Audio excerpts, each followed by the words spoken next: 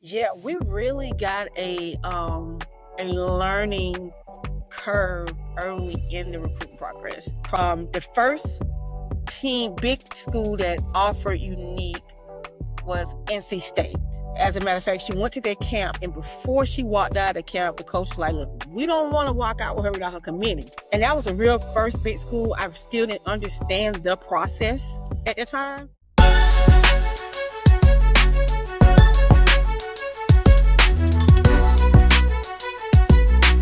Well, during that process, I know it was a lot coming at you and Unique at the same time.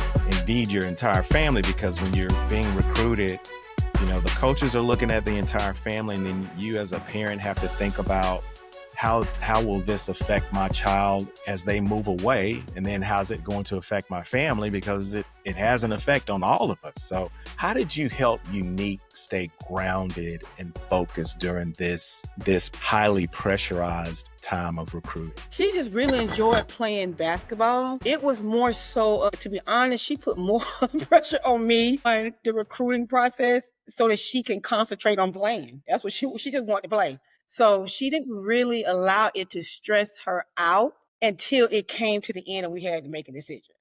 Because it was her senior year, she was trying out, she really wanted to win the championship. So that was her main focus. So I think at the same time, that kind of threw a lot of coaches off, like she wasn't interested because they would call, she's at practice, or they would call, she's sleeping, preparing for the season, the game.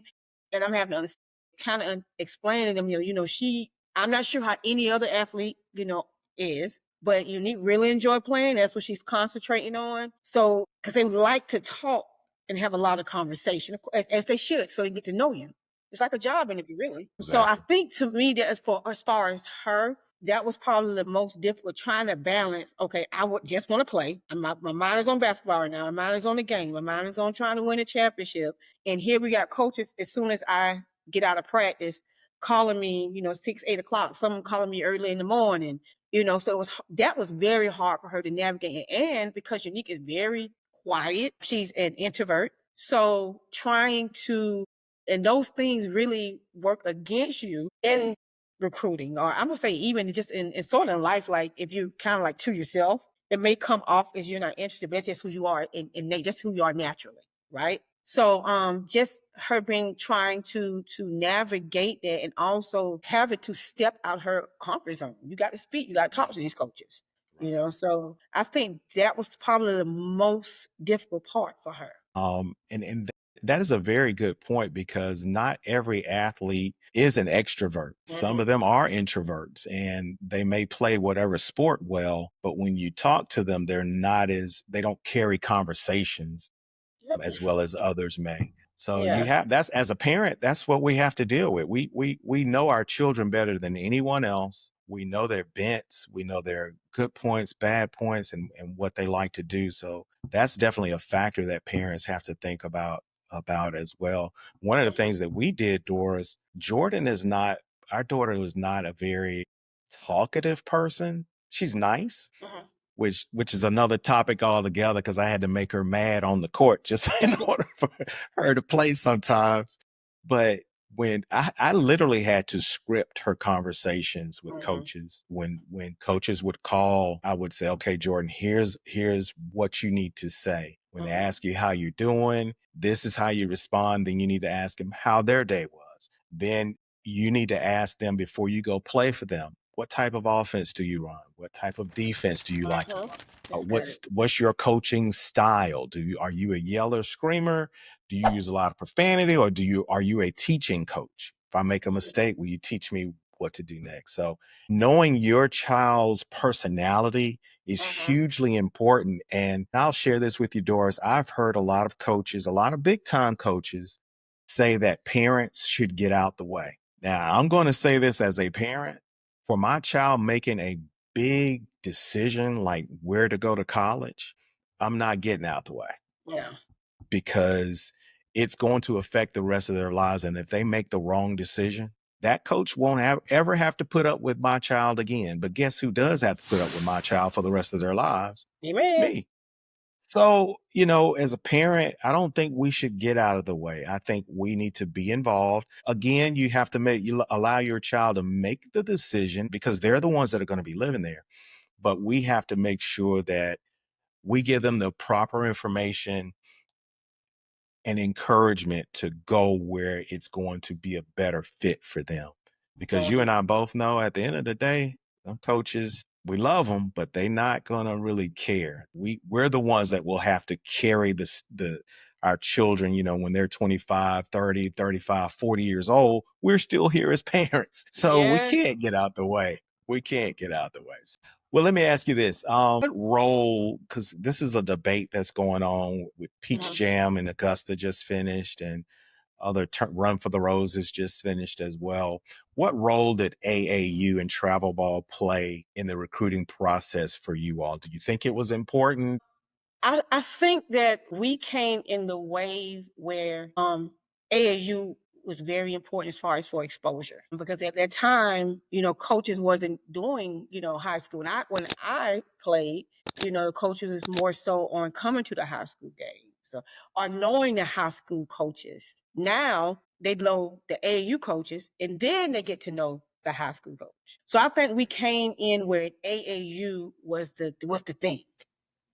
It was very important for that type of exposure. To answer your question, yes, at that time, it was very important. I can't see, and maybe I can see now more now because at that time, social media start coming in and the videos and all those things like that.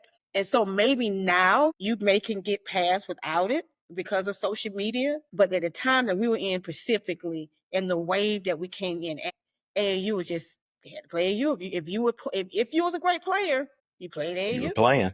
That's right. and the coaches were there. They didn't come to the high school games. They would contact the AAU coaches first. It was almost like your relationship with your AAU coach almost preceded, your relationship with your high school. Yeah.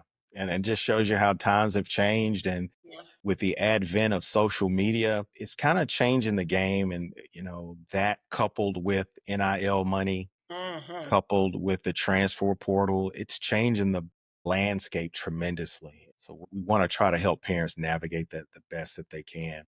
So when Unique went to college, and she just didn't go just a little ways away down the street, she went to another Oh, part of yeah. the country. How did you manage communicating with her and her college coaches? Did you have any direct contact with the college coaches? And what was your communication like with Unique as she was at St. John's? Because I am a probably overbearing or a mother bear per se. I did have relationship with the coaches because and I made that known like doing recruiting. Like I have to, understand when they don't. Now let me say this, parents. Let me say this: when they are playing for college, you know, it's not the same as high school. You can't be calling the coaches. You can't be complaining. You can't be doing this and you can't be doing that. You might end up without your child with a scholarship the next season. So you have to find some balance. You can't, you have to find some balance. Though, yeah, I had a relationship with the coach. My relationship with Nick became even more stronger because the conversations that I would have, like with Coach Bodrick, or I would have with Joe, I can't do that with a college coach. I can have a relationship with them, but I can't have that type of relationship I had when she was playing like amateur ball. I'm gonna say amateur because right now, even in college, you're professional. That's your job. That's like me calling her job and getting on her boss. That ain't gonna pan Very out true. well. So I had to be very mindful, even when I talked to the coach, that my language or the concerns that I did have, I had to make sure it was an appropriate time to have that conversation. So typically when I had the conversation with coaches it would be after the season, wouldn't be during the season.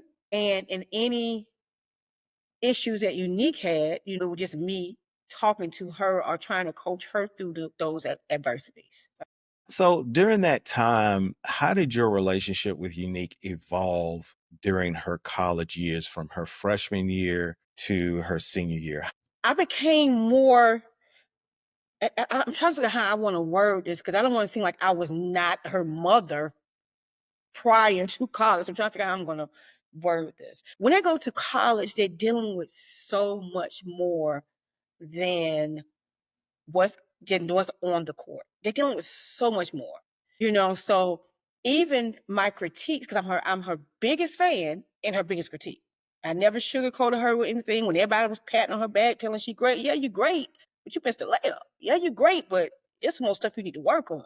So I didn't ever want her to feel like she arrived, because that's what everybody was making her always feel. Because I'm not just saying this because she's my daughter. Like you said, you can look the stats up. Unique was very, very good at her age in high school. Very good. She was a stat athlete. And you can get caught up in that. If you don't stay grounded, you can get caught up in it. So while everyone was puffing her up, I couldn't lie. We didn't do that at home. That wraps up another episode of Recruiting from the Bleachers. I'm your host, Michael Strange, and I appreciate you tuning in.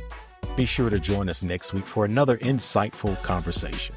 Stay connected with us on Instagram, Spotify, and YouTube at Recruiting from the Bleachers. Like, share, and follow to keep up with the latest updates. And don't hesitate to leave your comments and questions. We'd love to hear from you.